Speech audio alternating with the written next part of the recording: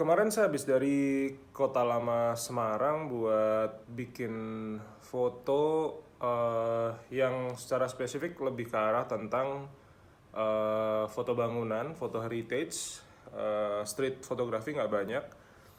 Nah, hari ini saya akan kasih share kepada teman-teman semua tentang tips memotret cityscape, memotret microstock dengan menggunakan smartphone yang saya ambil settingnya kemarin di Kota Lama Semarang.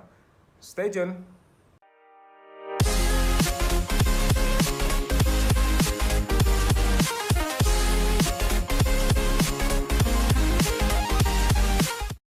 Halo, selamat pagi teman-teman semua. Nama saya Bima Aditya. Kita ketemu lagi di channel ini.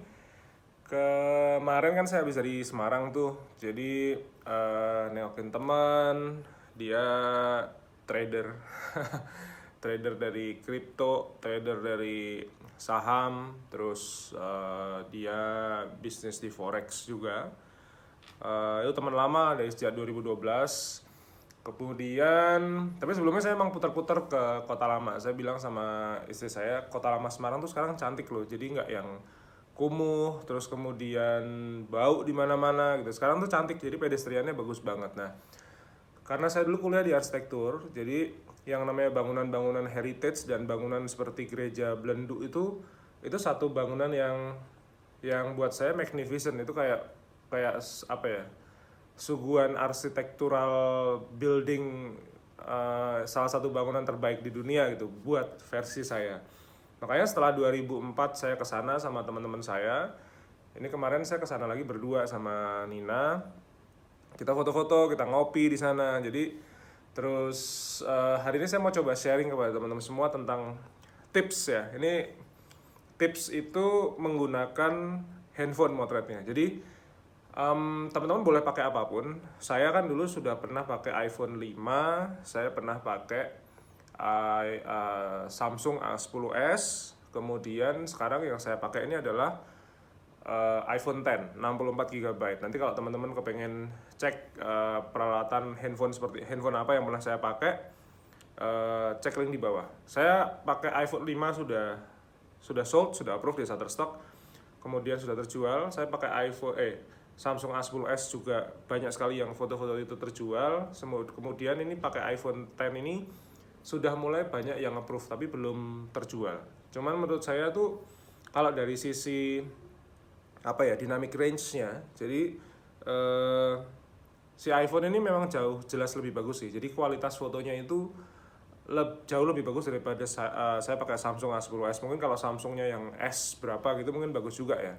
Cuman kan karena saya fotografer ya, jadi itu perkaranya bukan cuma sekedar sold aja. Cuman saya pengen menampilkan sebuah karya yang bagus sehingga ketika calon-calon bayar itu nanti masuknya ke portofolio saya terus membuka collection saya. Teman-teman juga bisa cek link tentang cara membuat collection di YouTube channel saya. Itu tuh nanti jadi selain komunikatif ya fotonya, saya juga kepengen sebuah kualitas foto yang bagus. Maka iPhone X ini sangat mendukung pekerjaan saya sebagai seorang fotografer yang saya juga butuh menggunakan smartphone untuk bekerja. Nah, di sini saya akan coba ambilin handphone. Jadi karena praktikal itu sebenarnya memotret dengan handphone itu teorinya sama. Semuanya sama karena tidak banyak yang diutik-utik, kemudian harus banyak jam terbang. Jadi habis ini saya ambilin handphone asal aja yang ada di kamar hotel saya. Kemudian nanti saya akan sharingin gimana caranya.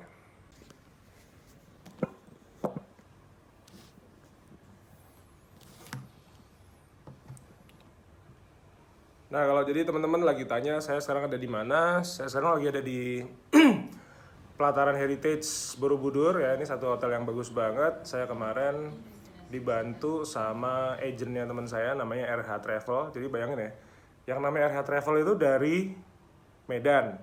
Cuman saya ke Singapura, saya beli saya kasih akuarium, urusannya sama RH Travel. Terus kemudian saya sekarang ke Borobudur nih habis kerja, dibantuin juga sama teman saya ke Pelataran Heritage ini. Jadi si RH Travel ini tuh Dia bisa bantu saya, bisa bantu teman-teman semua. Kalau teman-teman butuh voucher, butuh tiket, attraction, hotel dan lain sebagainya ke seluruh Indonesia, teman-teman tuh bisa pakai RH Travel. Nanti saya kasih linknya juga di bawah. Teman-teman boleh hubungi dia, staffnya juga bagus banget. Jadi ini sangat profesional si RH Travel ini. Oke, kita balik lagi ya. Ini saya sekarang membawa Samsung A10. Jadi ini adalah generasi pertamanya A10. Punya istri saya itu A10, sedangkan yang kemarin saya pakai A10s.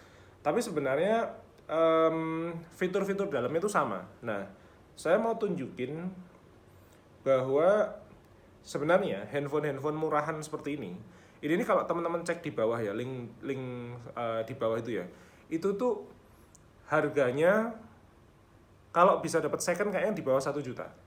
Nah, murah kan? Terus kalau misalnya baru anyar Grace yang mungkin generasi kedua ya, itu mungkin harganya sekitar 1,8 1,5 mungkin ya. Jadi yang jelas nih handphone kentang abal-abal ini tuh harganya di bawah 2 juta. Cuman kalau teman-teman kemarin kan ada yang tanya, Mas kalau misalnya saya punya uang di 2 juta saya beli kamera atau saya beli handphone gitu. Saya bilang gini, kalau waktu itu mbak apa ya, kalau mbak bukan fotografer beli handphone aja gitu. Kalau mbak memang suka memotret, memang butuh professional gears ya belilah kamera, nggak apa-apa gitu. Jadi membeli peralatan itu ya, itu harus disesuaikan dengan kemampuan dan kebutuhan teman-teman. Jadi jangan cuma asal beli handphone yang mahal-mahal. Kayak iPhone 10 saya ini kan, ini secondnya aja 5 juta. Nah kalau misalnya teman-teman nggak butuh banget membuat konten YouTube kayak saya, kemudian motret Shutterstock itu, sekedar awal-awal lah, itu nggak perlu harus sampai beli iPhone, kecuali teman-teman punya dananya gitu. Jadi bahkan handphone bekas kayak gini itu bisa. Nah kalau misalnya teman-teman motret pakai handphone ya, ini kan kita buka dulu nih kameranya. Nah pastikan kalau motret itu baik kameranya apapun, baik dengan handphone apapun ya, ini kita bicara dengan handphone apapun ya, itu pastikan settingannya adalah auto. Nah, suatu ketika saya tuh pernah sekolah fotografi di kampus dulu. Guru saya tuh almarhum, namanya Kristupa Saragi. Jadi ini adalah salah satu maestro fotografi di Indonesia yang membuat sebuah situs fotografi sharing terbesar di ASEAN pada waktu itu, namanya photographer.net. Nah, Mas Kris ini bilang ini, Bim, lo tuh kalau misalnya beli barang buat motret, nggak peduli itu kamera atau handphone suatu ketika nanti ya, jadi pada waktu itu handphone tuh masih jelek-jelek gitu, itu tuh kamera lo tuh dibikin auto aja gitu. Ngapain lo pusing-pusing, lo udah beli barang 10 juta, 5 juta, masih musing-musing mikirin manual tuh ngapain, kurang kerjaan gitu. Yang suruh mikir tuh jangan otak lu, dia bilang gitu. Yang suruh mikir tuh alatnya yang udah lu beli puluhan juta itu gitu. Oh masuk akal Mas Kris, saya bilang itu. Nah maka kalau kita sederhanakan, nah sekarang itu kan kamera itu udah canggih-canggih. Saya jamin deh kamera itu udah canggih-canggih. Wong ini aja ya, ini fiturnya ini kan saya beli sekitar 2018, 2019 mungkin. iPhone 5 itu kan udah jadul. Jadi artinya ini kan sebenarnya Samsung A10 ini kan sudah jauh lebih modern ya. Nah wong saya pakai iPhone 5 aja masih sold loh, fotonya terjual, apalagi yang ini. Jadi ini jangan dipandang remeh, handphone entry level kayak gini nih sangat-sangat cukup untuk teman-teman memulai sebuah kehidupan baru sebagai seorang kontributor Shutterstock. Nah, misal nih ya, saya kepengen motret, ini mudah-mudahan kelihatan ya. Saya kepengen motret frame di belakang saya itu. Yang pertama harus teman-teman lakukan. Ini yang pertama. Ini nggak boleh tidak dilakukan ya. Ini yang pertama, cari titik fokusnya dulu. Cara nyarinya itu gampang. Screen-nya ini ditekan, mana yang mau difokusin. Misalnya saya mau fokusin ke frame-nya, ini ditekan gini lama nih. Nah dia akan mencari AF-nya atau autofokusnya. Tahannya tuh sekitar 1-2 detik udah cukup. Misalnya saya kepengen motret temboknya ini atau saklar lampu di belakang, ya ini ditekan gitu. Nah setelah ditekan, kalau sudah ditekan maka dia akan mencari autofokusnya dan dia ngunci. Apakah kalau sudah ditekan autofokusnya tetap akan tertolak karena masalah blur? Bisa. Karena yang namanya Shutterstock itu kan kuratornya ada 2, manusia sama artificial intelligence. Nah, masa sudah tajam kok dianggap kurang fokus gitu. Itu biasanya lebih ke arah cahayanya kurang, atau mungkin titik fokusnya kurang luas dan lain sebagainya. Caranya sederhana. Kalau misalnya kepingin belajar baru-baru nyoba nih, itu jangan motret yang lebar-lebar dulu. Jadi jangan motret yang kayak pemandangan alam, gedung-gedung itu jangan. Motretnya tuh teman-teman tuh misalnya ini sendok gitu ya. Nah, teman-teman motret sendok dulu. Dirasain feel-nya motret pakai handphone tuh kayak gimana. Jadi objek-objek yang jaraknya dekat, jangan yang terlalu jauh dulu. Kalau terlalu jauh nanti biasanya namanya juga kamera ya. Kamera itu kan kamera handphone itu kan sensornya kecil. Beda dengan kamera misalnya Canon EOS R harganya 26 juta gitu kan, sensornya besar. Nah, maka kalau sensornya kecil ya teman-teman juga harus memaklumi bahwa tidak semua fitur di handphone ini bisa merekam gambar dengan sangat sempurna. Oke, sekarang yang kedua ya. Tadi kan kita sudah sama-sama belajar mencari AF atau autofokusnya. Nah, yang kedua yang harus dilakukan itu kalau misalnya teman-teman misalnya ini tadi kan sudah nyari autofokus nih. Misalnya, aduh mati rek. Nah, misalnya gini nih, udah nyari gini kan. Ini sebenarnya masing-masing handphone itu bisa disettingin gelap terangnya. Ini caranya gampang. Bentar. Nah, ini ada gelap terangnya nih loh. Nah, ini gelap, ini terang. Gelap, terang. Ini cuman yang saya perhatikan, ini bedanya kalau di Samsung itu kiri dan kanan, tapi kalau iPhone itu atas bawah. Dah bedanya cuman itu. Cuman kalau misalnya nih kita bikin satu pemotretan ya. Kan kalau ditarik ke bawah di iPhone atau ditarik ke kiri di Android itu kan jadi lebih gelap. Kalau ditarik ke kanan di Android atau ditarik ke atas di iPhone itu jadi makin terang. Nah, saran saya posisiin aja di tengah. Karena di tengah itu adalah posisi balance, posisi paling fair menurut smartphone kita. Itu dalam bahasa saya mengatakan menjadi sebuah posisi auto. Maka kemarin saya memotret apa tuh namanya divider jalan di Borobudur, ada tulisannya Borobudur gitu, itu semuanya auto. Kemudian saya mencoba membuat footage juga lampion Cina, kemarin kan habis Imlek kan. Itu saya membuat footage-nya itu juga dengan menggunakan iPhone X, itu auto juga. Kemarin saya bikin footage, ini sudah approve yang kedua kalinya dengan iPhone X ini, saya membuat footage itu tukang jagung bakar di pantai apa tuh kemarin, Batu Bolong di Bali. Itu saya sambil main di pantai sama anak saya bikin footage. Itu approve itu pakai iPhone X.